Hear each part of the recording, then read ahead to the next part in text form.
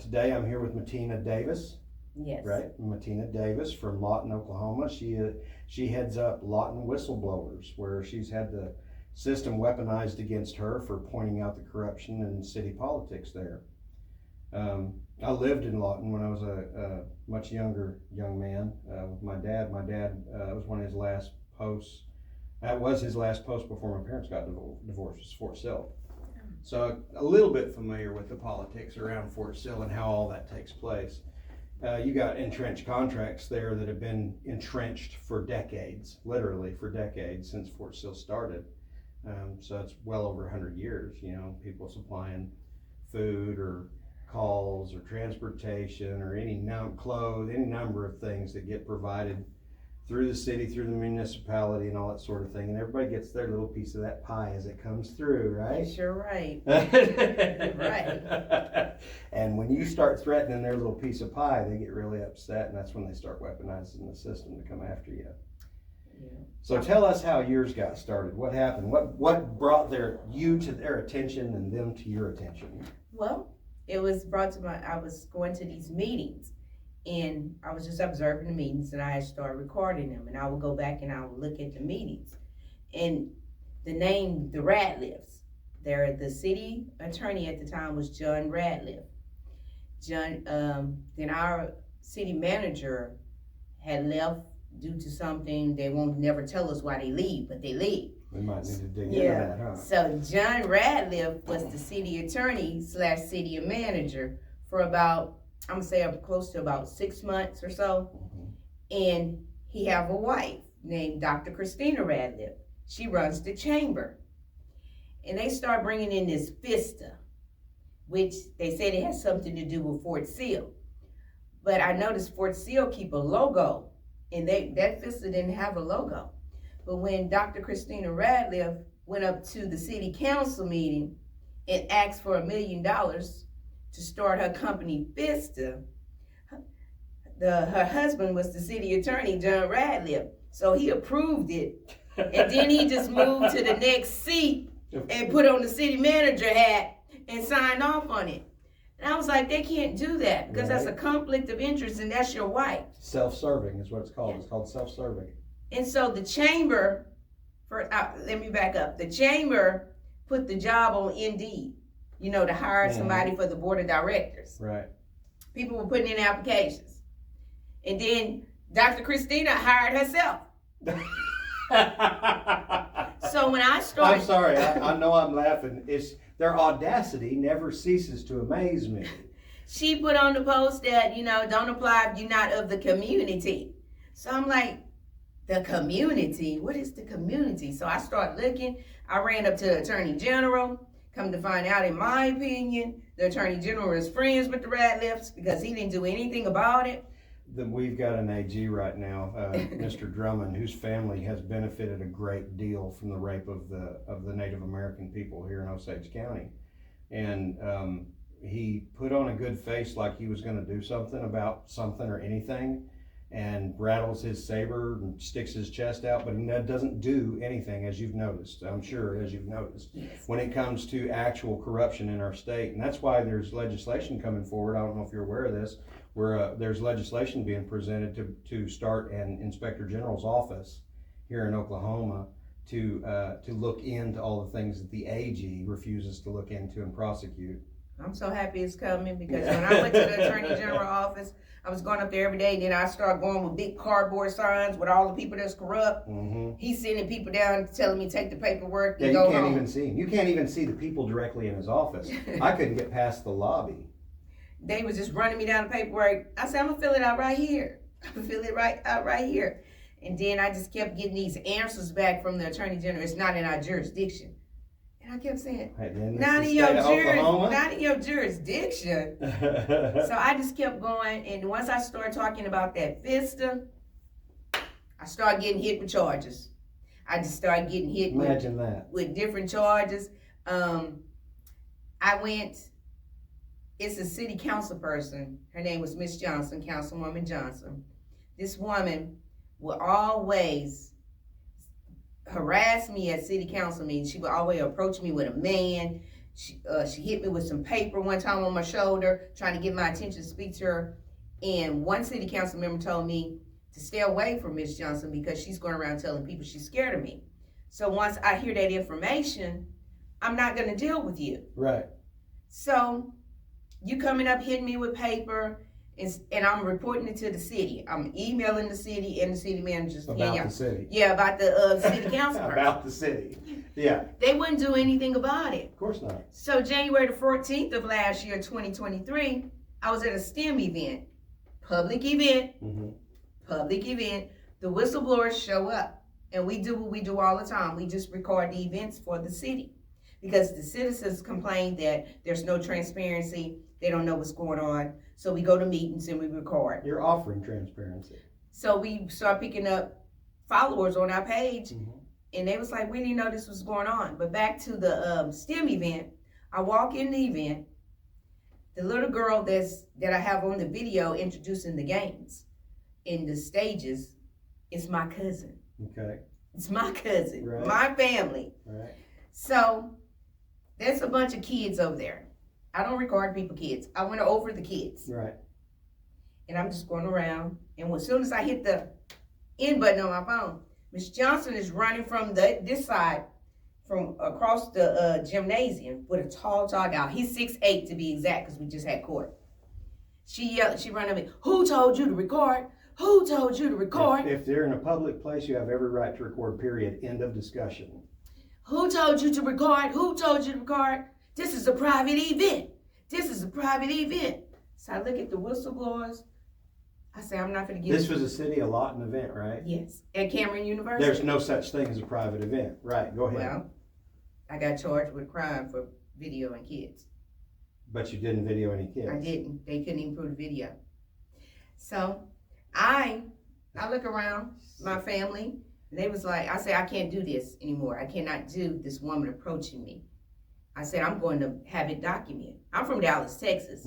And you can go to the police department and document something without pressing charges because you just want to document it for your safety. Absolutely. You fill out a report. That's all it is just a report, no charges. Yeah. So I drive up to the police station. Mind you, I drive up to the police station. It was a Saturday. And I see the number on the door because I'm trying to pull it to get in, so it's not open. So I dialed the number that's on the door. And the lady said, may I help you? I said, well, I'm here at the police station. I'm trying to make a complaint about a city council person harassing me at an event. She said, what event? I said, Cameron. I said, the STEM event. She said, where are you at right now? I said, I'm outside in the parking lot. She said, I'm going to send an officer to you. Okay, that was it. That was the non-emergency line or number on the door. I didn't never call 911. Right. Police officers show up, come to my car, ask me what's going on, and I told them I'm here to file a complaint. I just want to document. I do not want to press charges because I already been to the city. I got emails that, I sent to the mayor, city manager, and they haven't done nothing about it. I say she approached me with a tall guy, a real tall guy, and he was standing over looking. And I said, the reason I'm here is to document this because what if my husband would have been there?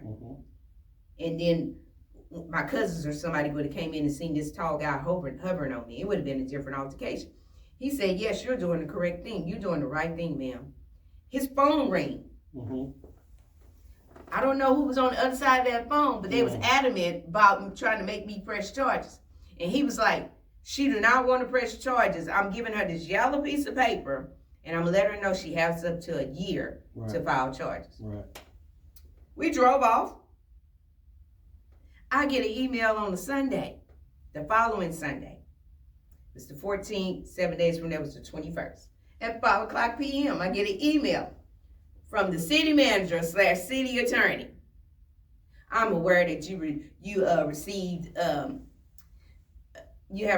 a charge for filing a false police report. You've been summoned to court. And I'm reading the email. I never got summons in there. So I didn't even answer. I answered the email back. I say, well, thank you for that information. I never told them that I never received a summons or I wasn't aware. So Tuesday, I show up at the city council meeting. The city manager see me. He looking. He runs to the back room. The next thing you know, SWAT show up. They are following me. You're dressed no different than you are no today. different today. You're not carrying guns or knives or nothing. So I go in and I see, and there was a lady standing there. She was on part of the committee. She said, "What's going on?" I say, "I think these cops here for me." She said, "Why?" I said, "Watch this. When I move to the left, they move." She looking. Then I move back to the right, they move. She said, "Oh yeah, I think they are. Let me go ahead and follow you to your car so you can go home." So Thursday, I get a letter in the mail from the city municipal court. Ain't no stamp on it or nothing. It just say summons. You filed the false police report. You owe us $750 come to court. Not without a due process. You don't owe nothing without a due process. It say show up to court February the 18th. And so at the time I knew Miss Linda Steele. She was running for Attorney General. Yeah. And so I brought her the letter. She was like, "Where you get this from?" I say, "The court." Ain't no seal on her, nothing. I wouldn't answer that. But you know me. I send it to the attorney office. I call and get an attorney. I got Todd Adler. And once I got an attorney, we go to court with my attorney. He goes up there to plead not guilty. And then he sets a trial date. And my attorney came back out. He said, "They don't do trials here." I say, "What?" He say, "They want you to pay the fine. They don't do trials that here. Ain't how, But we gonna set you a trial." I say, "Okay." So he goes back in, and Rosenbaum come down from the stairs. And Todd, my attorney, say, "I need to see all the evidence you have on this case." And I'm gonna tell you, Rosenbaum said, "We don't have nothing right now. You know, we watching her Facebook to build a case on her, to collect evidence." That's not how this works. Because we're sick of her. I don't even like y'all, bro. The guy she with, we tired of them talking. And so my attorney was like, "So you don't have no evidence?" He said, "No." Well, my attorney said, "Well, we're going to wait until you set a trial date." We go back. It's 2 weeks later. We go in front of the judge, the real judge, Judge Nathaniel Johnson. We go, and he's sitting on the bench. And my attorney get up and said, "We here because the city has charged my client with filing a false police report, and we want a trial." And the judge was like, "Well, okay, I'm gonna set your trial. Rosenbaum, how much time you need for a trial?" And Rosenbaum was like, "I'm gonna need I'm not ready right now, so can we push it out to July?" Mind you, I got it in February. Can we push it out to July? And then the judge said, "Well, she only can get a trial if she gonna get some jail time." And my attorney was like, "That don't sound right. That don't sound right." So the judge wrote on the piece of paper at the bottom, $500 fine, no jail time. Trial date set for July. Go back in July for trial. That judge not there. Mm-hmm. So I'm calling Todd in between February and July to find out what's going on. Have you talked to the judge or the prosecutor? He's like, "Ms. Davis, they haven't gave me no evidence. All I got is this ticket. Said you filed a false police report. I got the body cam. I looked at the body cam. No." And the judge is on vacation right now, so they might push your court date back. So they pushed it back to September. I go in there. No, they ain't pushed it back to September. I go in there July, like the 12th. It was June 12th. I'm sorry, it's been so long ago. It was June 12th. I go in. We got an insurance guy sitting in the seat. His name is Scott Ray. He's an attorney over insurance claim. Okay. So we go in, and my attorney said, "Where's the judge?" He said, "I am the judge. I'm on this case. I'm the one that's going to be residing over this case." So my attorney said, "Well, what happened to the other judge? He's still on vacation?" He said, "No, he recused himself." I'd like to know why he recused himself. So he recused Because himself. he saw some dirt coming and he didn't want it sticking to him. That's exactly what that is. I know what that is. So, so that new judge said, we here, we gonna handle the business now, fair and square, what, we can get it done now. Rosenbaum, when you want your trial date? And Sound like a hitman. They set a date. And Rosenbaum said, I'm gonna need 3 days for this trial. Mm-hmm. My attorney said, okay, we send us 3 days. Right after I left that court date, Rosenbaum sent my attorney an email. He dropped the charges July the 17th. He dropped them. Mm-hmm. He said, I'm dropping the charges. I'm sending it to the state, and I'm asking the state to prosecute it. And if the state don't prosecute it, I'm telling him to return it back. I mean, let's roll back. Right. If the state don't do nothing, send it back down to him. Mm-hmm. It's called malicious prosecution. That's in the paperwork. He sent it down to him. So I pull up to the city hall, July 17th. I get out, I go in the building with the other whistleblower. He was in there trying to do an open request. Badge 157 told him he couldn't come in here and do no report. So I'm recording it. Mm-hmm. I got him going live. Mm-hmm. So I guess the city manager upset. Somebody made a phone call because I go to my car, I'm getting in my car. Badge 157 come out. He said, what's your name? Mind you, this man know my name. Right. He said, you got a warrant for your arrest. And so the guy I'm in the car with, he said, don't get out, let him show you the warrant. Yep. This is all on videotape. Good. He said, are you aware that we don't have to give warrants no more? People think this is the old days. No. He's lying to your face. People think this is the olden days that we got to show warrants. We don't have to show warrants. Yeah, all we got to do. do is confirm it. No. So I said, well, when you confirm the warrant, I will get out of my car. I'm sitting here. There you go. Good girl. So he called dispatch, and they was like, Matina Davis. Mind you, my full name is Matina Davis Prudhomme. Okay. So I was like, that's not even my name. My name is not Matina Davis. He said, well, we could do one better. What's your social? So I gave him my social. And then he called back, a lady on the phone said, yeah, warrant confirmed. So there I get out the car, I get arrested. I'm walking to the car. He stops me and yanked me. He like, what you gonna do with your phone? He was concerned about my phone. Right. I said, I'm taking my phone with me, right?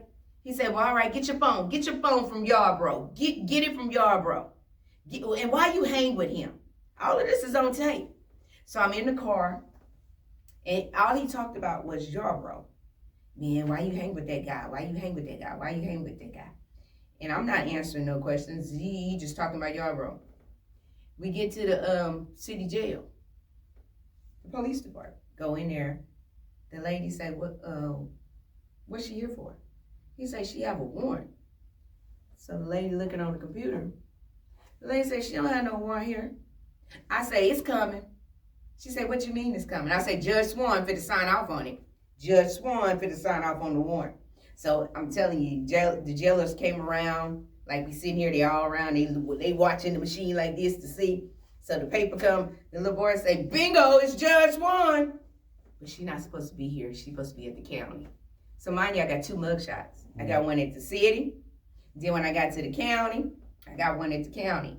And when I was getting booked in, the lady at the county told me, she said, you're going to be out tomorrow. I said, how you know? Because you ain't even supposed to be here. The DA and your attorney said that they supposed to have been walking you over on Monday, but I don't know who you pissed off, and that's why you're here. Yeah. So I got out the next day. That's using the system as a weapon. That's people that we have either elected or been appointed by people that we have elected, using our tax dollars to, instead of protect our rights, to violate our rights. That's misappropriation of tax dollars. Okay, talking about misappropriation of tax dollars, so they didn't have a case on me. So the city prosecutor told Councilwoman Johnson to go file a restraining order on me. So mind you, I made my complaint on her in January. Mm-hmm. March the 14th, the whistleblowers went to the city council meeting, and Yarborough is one of our whistleblowers. He got up and he was talking about how I got arrested and stuff like that. And the mayor told him, don't come up here talking about that, and silence his voice.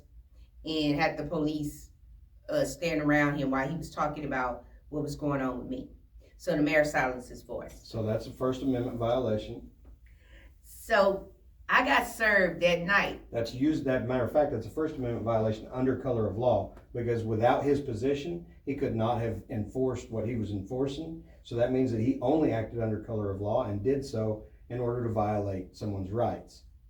Once again, misappropriation of tax dollars. So he, after he finished his speech, what little he could say, you know, he got surrounded by the police. All this on videotape, we have it. And 2:00 at night, I'm sitting in, I don't know why, I was just sitting up watching TV. And I see a little red dot at my door with a little flashlight. He rang the doorbell. Mind you, I got 5 pits. So they already knew not to come to my house in the daytime or whatever, because they know my dogs be put up at night. So he rang the doorbell. I opened, it was the sheriff. He said, he was just like this. I don't have nothing to do with this. We the sheriff department. But you need to read what these people saying about you. He's saying it. You need to read it. Read it. Read it, please. Read what they saying about you. So they filed a protection order on you. Read it. So I read the protection order, and it says, Matina and Aquarion and Crystal, because we all whistleblowers. Right. They're harassing me. They follow me. They follow me, and they follow me. They stalk me, and I feel for my safety. So I need the court to grant a restraining order. And so I'm looking at it. That's all they say. I believe that there's actually legislation that talks about people trying to use their position to keep taxpayers from investigating their performance of their duties. And I believe there's legislation against it. We're going to have to look into it. I'll talk to Mr. Bay and see what he's got for us. So this councilwoman is over a nonprofit called Marie Daddy. Marie Daddy assists with domestic violence and also legal aid. So Councilwoman Johnson got legal aid in 2 days.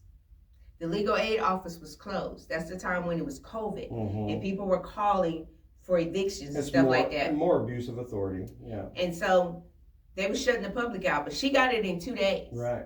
More abuse of public funds and the public, period. When these people use their position in corrupt fashion like that, when they get something you can't get because they're in that position, that's abuse. That's abuse of their position. It's abuse of power, period.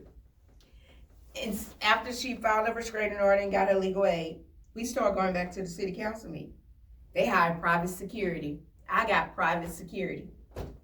The city used city funds to hire private security because you're telling on them for doing wrong, and they don't want you telling on them. So they misappropriate tax dollars to hire security to keep you from telling on them for doing wrong. But mind you, it's already police presence there at the city council. They hired a private security company. Evidently, the police didn't agree with them.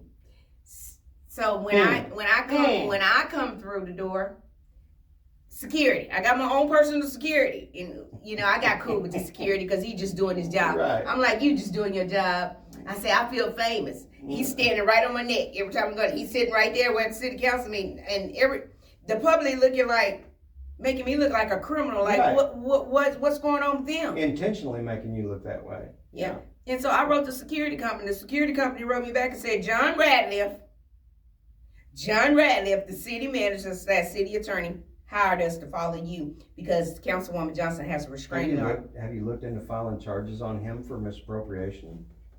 I didn't know I could do nothing because every time I do something, I get in trouble. They put charges on me. It doesn't have to be you. Any citizen, any tax-paying free citizen can file charges, can write briefs, can make complaints. So I just made a complaint and where I'm at now. I got charged yesterday with a criminal misdemeanor. Take us back to the beginning of that. Why did you file a complaint, and how did that get turned into charges against you? Okay, I filed the complaint because the councilwoman kept harassing me and like that. And she kept harassing me. And so Judge Swan was the one that was on the protection order case. And since I put up, I'm guessing that Swan's the judge that signs anything they want signed Yes. anytime they want it signed. yes, Judge Okay. Swan. Those judges are the ones that I like to call a disease. They're a cancer to the profession. So Judge Swan, I was going for the protection order, and Todd told her, my attorney Todd said, she was mad because I had on the pink cardboard where I was at the Attorney General. I guess somebody called and told her. She was like, I want off her case. I got a bias. I want off of her. Okay, so you want off my case. But yet you go sign 2 warrants for me after you get off the case. The city prosecutor put slander charges on me for talking about him for the false police report using badge number 9980. There never was a false police report. He shouldn't be filing tickets to start with. He can't file. He can't write tickets to start with. That's probably why he didn't get on to take the stand Tuesday or Wednesday, Right. because my attorney was going to ask him about badge number 9980. And it's not fair that the judge didn't make him come, but the judge made the city attorney come and all the police officers come. That just points to more collaboration amongst them. I think that you might be working on a RICO Act down there. If you can show that they are enriching themselves through this behavior, even if it's just being reelected because of their behavior, if you can show that they're enriching themselves and that they're all cooperating to do this, then you can file a RICO Act on them. You can file RICO charges on them for corruption and take them to court. Yesterday I found out in court that, I don't know if y'all heard of Attorney Beasley. I have, yes. Okay, he worked at Comanche County, and he came to one of my motion hearings because I was trying to get the DA off of the DA that was on my case for the false police report off my case because she been following me on social media. Mm-hmm. And I said that she the one who put these charges on me. That man came to court and stood up, and he told the judge, he said, I want this on the record. Attorney Hicks did not file these charges on Miss Davis. What happened was the city prosecutor, Rosenbaum, filed the charges. He came over here and walked them over to Kyle Quebecer. Kyle Quebecer is our head DA. He picks up charges. He give them to who they want to give them to. So I want it on record that city prosecutor walked over here and gave it to Kyle Quebecer. Kyle Quebecer was the one who filed the charges and gave it to Bylin Hicks. Bylin Hicks has nothing to do with it. She has to do her job. How come he got fired by Kyle Quebecer?